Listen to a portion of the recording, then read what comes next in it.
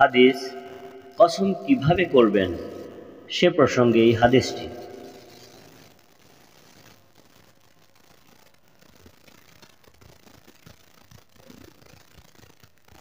ওমর ইবনুল খাত্তাব রাদিয়াল্লাহু তাআলা আনহু থেকে বর্ণিত, তিনি বলেন, রাসূলুল্লাহ সাল্লাল্লাহু আলাইহি সাল্লাম বলেছেন, আল্লাহ তাআলা তোমাদের বাপ দাদার নামে কসম করতে নিষেধ করেছেন।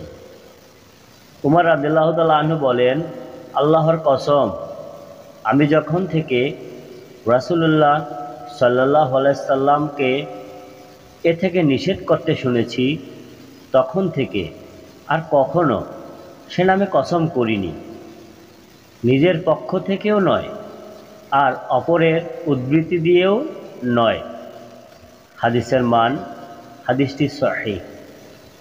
মুমিন ভাইগণ, এই হাদিসটি আমরা অপরের কাছে পৌঁছে দিয়ে নেকির ভাগী হব ইনশাআল্লাহ।